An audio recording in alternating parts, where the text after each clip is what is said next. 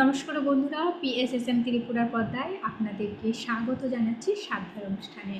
বিগত অধ্যায়গুলোতে আপনারা যেভাবে সঙ্গে ছিলেন, আমি আশা রাখছি আজও আপনারা সঙ্গে থাকবেন। যে বইটা আমি স্বাধ্যায় করছি সেই বইটা হলো মহা অবতার বাবাজির সঙ্গে অমৃত কথোপকথন, রিটেন বাই পল্লবী। তাহলে চলুন আপনাদের সঙ্গে নিয়ে আজকের স্বাধ্যায় অনুষ্ঠান শুরু করছি। অধ্যায়ে আজকের স্বাধ্যায় অনুষ্ঠান আত্মসচেতন হওয়ার মূল মন্ত্র। আজকের ডিজিটাল দুনিয়ায় প্রায় প্রত্যেকেই বিশ্বে যা কিছু ঘটছে সেই সম্বন্ধে যথেষ্ট সচেতন, কিন্তু আমরা যত বহির্মুখী হয়েছি ততই নিজেদের অন্তর্জগৎ থেকে দূরে সরে গেছি। একদিন বহু মানুষ যেমন নিজেকে জানার অন্বেষণে সাড়া দিচ্ছে, অন্যদিকে তেমনই ততোধিক মানুষজন বিপথগামী হয়ে যাচ্ছে।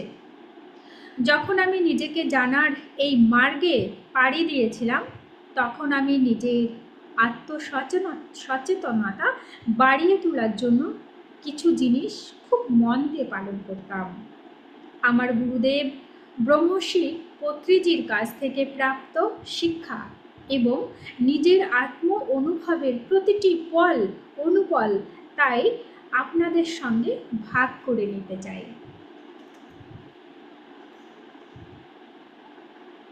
10 মিনিটের প্রাপ্ত শ্রেষ্ঠ শক্তিবর্ধক জলখাবার।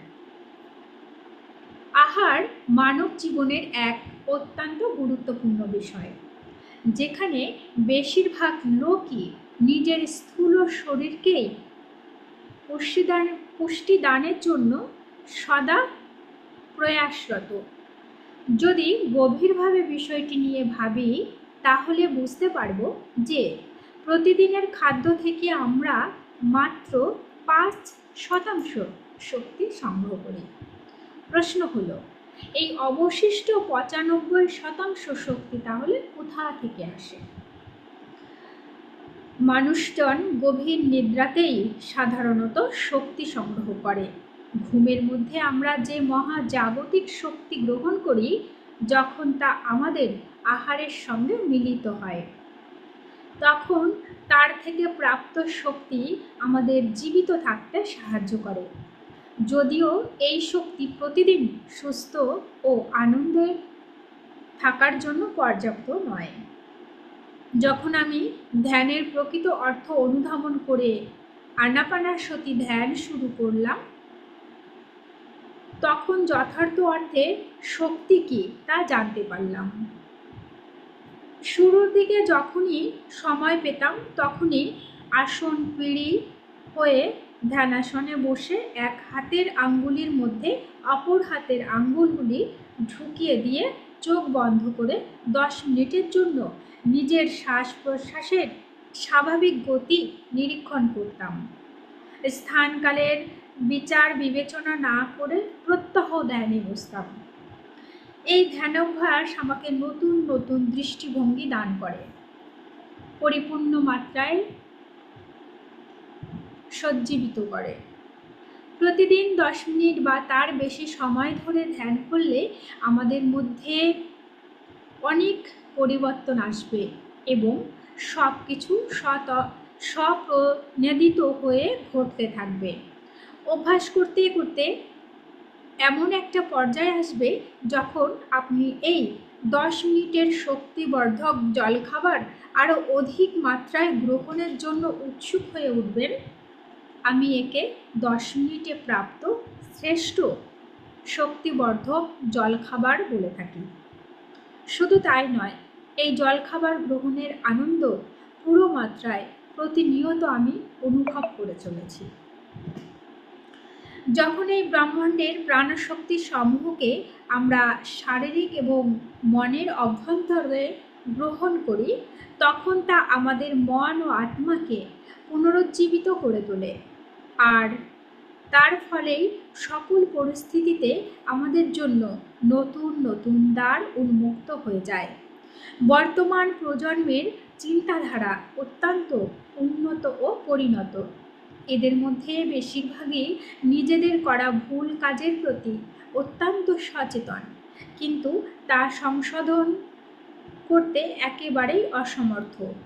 এই 10 মিনিটের শক্তিবর্ধক জলখাবার গ্রহণের মাধ্যমে তারা তাদের অন্তরের সূক্ষ্ম বিচারবোধকে পুনরায় পূর্ণভাবে জাগ্রত করে তুলতে পারবে। প্রত্যহ এই অভ্যাস দ্বারা তারা আপন অন্তরের ও বাইরের রূপান্তরের এই মহান যাত্রাকে সফল করে তুলবে। তারা এত অধিক পরিমাণে ইতিবাচক শক্তি গ্রহণ করবে, যার প্রভাব তাদের আশেপাশের পরিবেশকেও অত্যন্ত প্রভাবিত করবে। তাহলে একজন ধ্যানী ব্যক্তির শুধু নিজের আত্মজ্ঞানেই উপলব্ধ হবে না, তার আশেপাশে পরিবেশও যেন টের পাবে এই ব্যক্তিটি একটু অন্যরকম, সেটাই বলা হয়েছে, তার প্রভাব অন্যদের উপরে পড়বে। প্রবেশ ও প্রস্থান। যখন আমরা এই পৃথিবীর বুকে জন্ম নিই, তখনই এই ত্রিমাত্রিক বাস্তব জগতে আমরা প্রবেশ করি। আবার যখন আমরা এই কায়িক শরীর ত্যাগ করে মৃত্যুবরণ করি, তখন এই পৃথিবী ছেড়ে প্রস্থান করতে থাকি। যতদিন পর্যন্ত আমরা এই কায়িক শরীরে অবস্থান করি, আসা যাওয়া এই নিত্য লীলা অনবরত চলতে থাকে। যদি আপনি কোনো বিষয়ে পরিস্থিতিতে প্রবেশ করেন, তাহলে এই প্রক্রিয়ার বাইরেও বেরিয়ে যেতে পারেন। কিন্তু কখনো কি নিজের চিন্তা ভাবনাগুলিকে নিয়ে নিরন্তর করেছেন?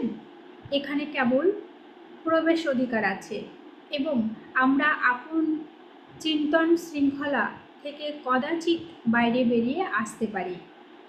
আমরা আপনাদের বিচার বিবেচনাদের একত্র করতে থাকি এবং পুনঃ পুনঃ সেগুলো নিয়ে ভাবতে থাকি, যতক্ষণ পর্যন্ত না এই বাইরের যাওয়ার দ্বার বন্ধ হয়ে যায়।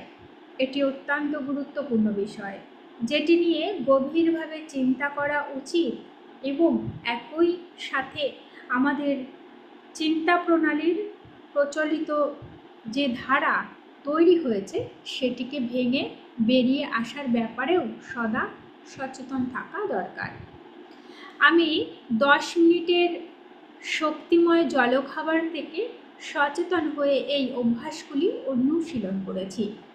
প্রতি রাতে শুতে যাওয়ার আগে চোখ বন্ধ করে শান্ত হয়ে বসে আত্মস্থ হয়ে নিজেকে কিছু প্রশ্ন করতাম। আমি কি আজকে অনাবশ্যক কোনো কাজ করেছি? এমন কোনো কাজ যার প্রয়োজন ছিল না? আমি কি কোনো অবাঞ্ছিত শব্দ প্রয়োগ করেছি?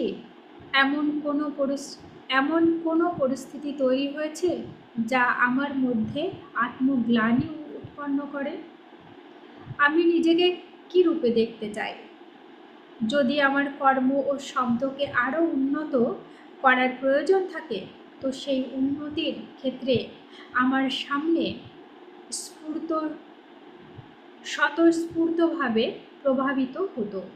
সেই প্রক্রিয়া আমাকে আমার সকল কর্ম স্বীকার করার বোধকে উন্নততর করেছে।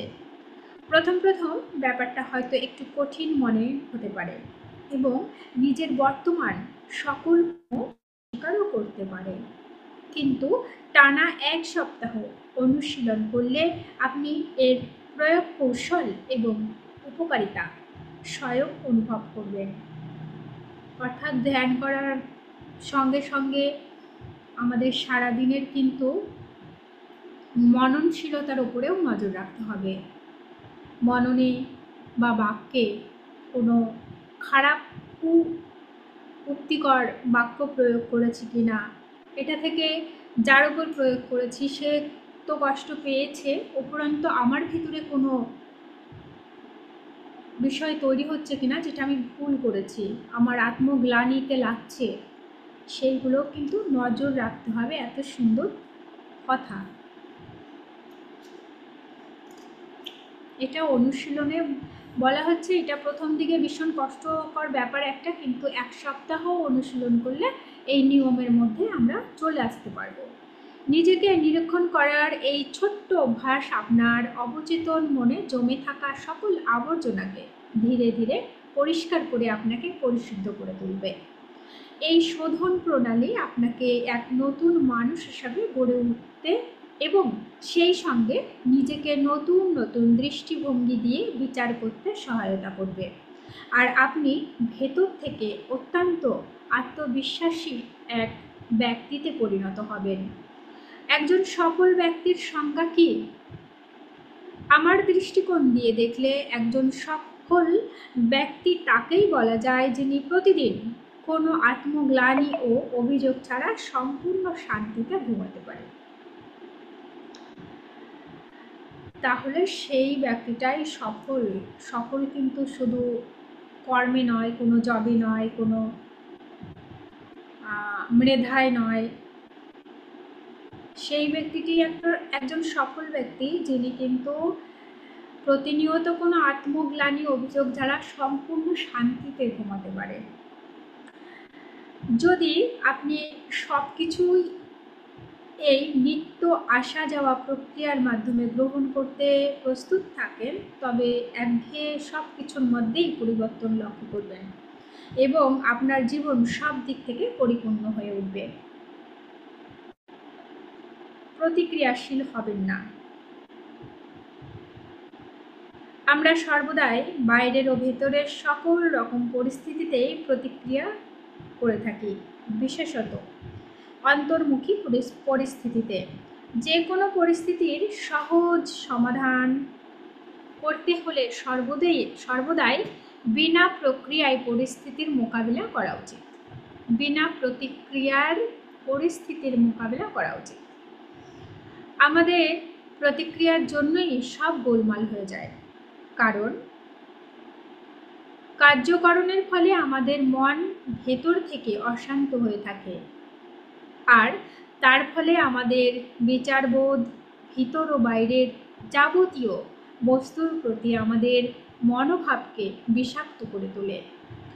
নিজের বিচার প্রণালীকে এমনভাবে গঠন করুন যেন বাইরের কোনো প্রকার বিচার শক্তি সমগ্র পরিস্থিতির পূর্ণাঙ্গ রূপে অনুধাবন ব্যতীত আপনাকে বিষাক্ত করতে না পারে। এক খাঁটি দর্শকের ভূমিকায় আপনাকে অবতীর্ণ হতে হবে। যা কিছু হবে সমস্ত কিছু সুন্দর দর্শকের মতো দেখে যেতে হবে, এমন সুন্দর একটা বার্তা।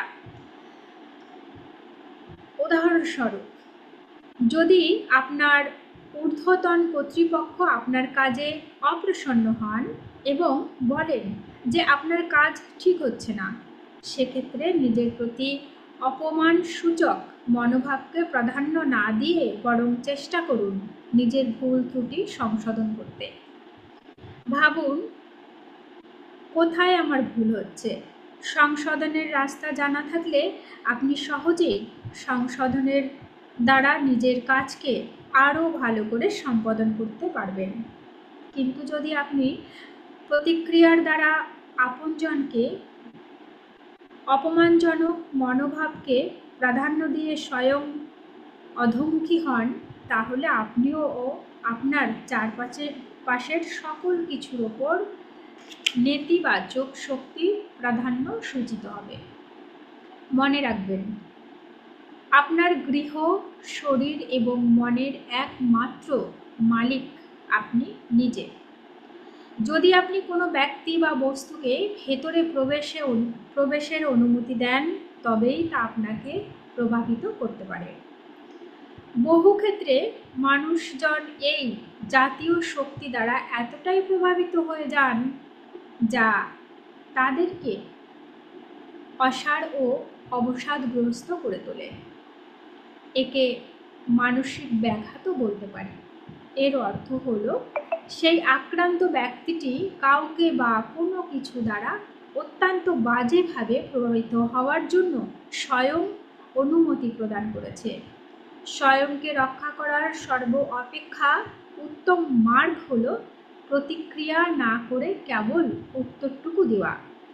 যদি নেতিবাচক শক্তিকে প্রবেশের অনুমতি দিয়ে নিম্নগামী হবার প্রবণতা থাকে, তাহলে অবশ্যই নিয়মিত ধ্যান অভ্যাস দ্বারা মহাজাগতিক শক্তি গ্রহণ করে নিজের আত্মবিশ্বাসকে প্রাপ্ত করুন। এমনকি কোনো মানসিক অবসাদ বা অবাঞ্ছিত কোনো নেতিবাচক শক্তি যদি আপনার আধ্যাত্মিক পথকে রুদ্ধও করে, তাহলেও এক দীর্ঘ লাফ দিয়ে আপনি আপনার মূল স্রোতে ফিরে আসতে পারেন। সব সময় প্রতিক্রিয়া না দেখিয়ে উত্তর দেওয়া সহজ কাজ নয়, কারণ মানুষের স্বভাবই হলো আবেগের দ্বারা তাড়িত হওয়া, বিশেষত নেতিবাচক আবেগের দ্বারা।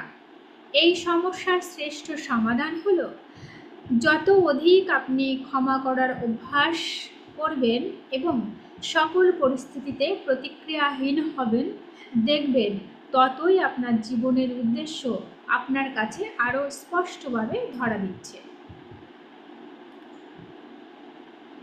স্বপ্ন সন্ধানী। স্বপ্ন কেবলমাত্র স্বপ্ন নয়, এটি সূক্ষ্মলোকের এক বাস্তব রূপায়ণ। আপনাদের অবচেতন চিন্তাভাবনার অতি দ্রুত বাস্তবায়ন ঘটে এই সূক্ষ্ম স্তরে। যখন আপনি আপনার স্বপ্নকে গভীরভাবে পর্যবেক্ষণ করবেন, তখন আপনার শিক্ষা গ্রহণের সময়সীমা আরও দ্রুত হয়। স্বপ্ন নিয়ে চিন্তাভাবনা করলে যে কোনো জ্ঞানের বিষয় অতি সহজেই অতি কম সময়ে আপনি বুঝতে সমর্থন হবেন। যখন আপনি সত্যি সত্যি একজন পর্যবেক্ষকের ভূমিকায় থাকবেন, তখন স্বয়ং আপনি বাস্তব সত্যকে দেখতে এবং বুঝতে পারবেন।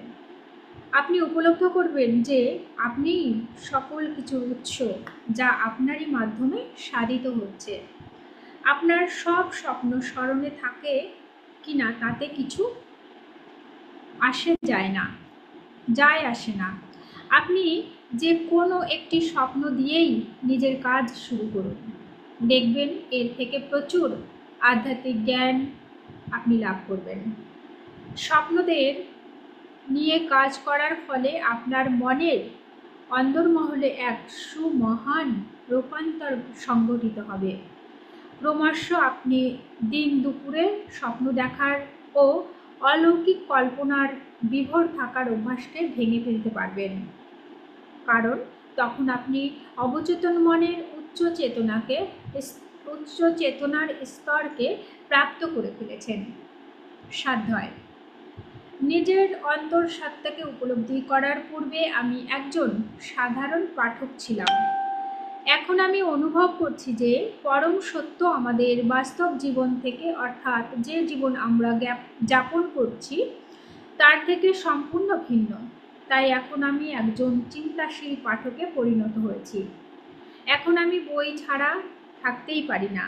প্রতিদিন বইয়ের মাত্র এক পাতা পড়লেও তা আমার মস্তিষ্ককে খাদ্যের যোগান দেয়। ব্রহ্মর্ষি পিতামহ পত্রিজির সুপারিশ করা আধ্যাত্মিক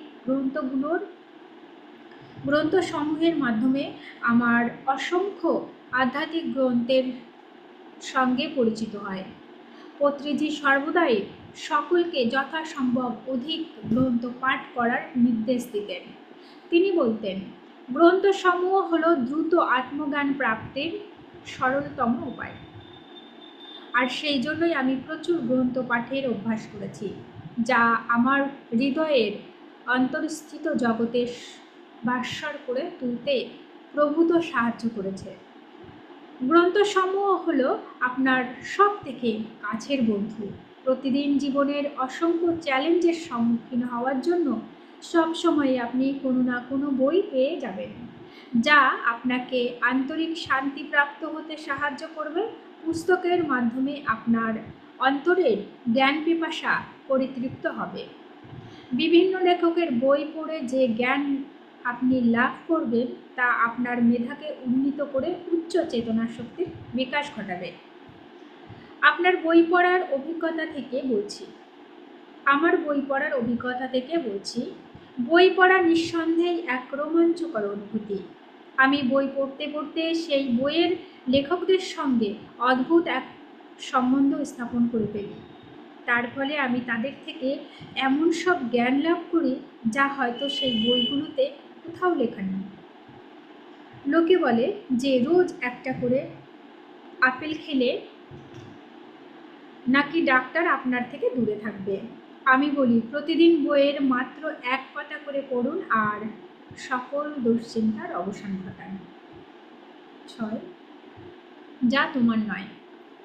জীবনের পথে চলতে চলতে আমাদের বেশিরভাগ সময়ই এরকমটা মনে হয় যে এমন অনেক কিছু আছে যা আমাদের জানার বৃত্তের বাইরে, আর আমরা অবাক হয়ে ভাবতে থাকি আমাদের অজানা আর কি কি আছে।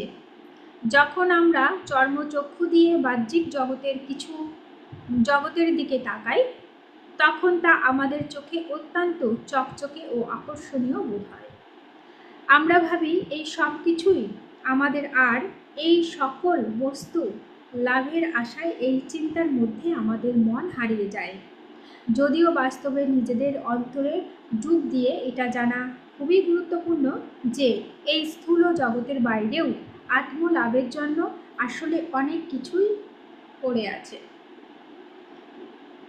ব্রহ্মাণ্ড সর্বদাই আমাদের জ্ঞান লাভের জন্য অনুকূল পরিস্থিতি ও সুযোগ প্রদান করে, কিন্তু আমরাই তার থেকে প্রায়শই জ্ঞান আরোহণ করে ভুলে যাই।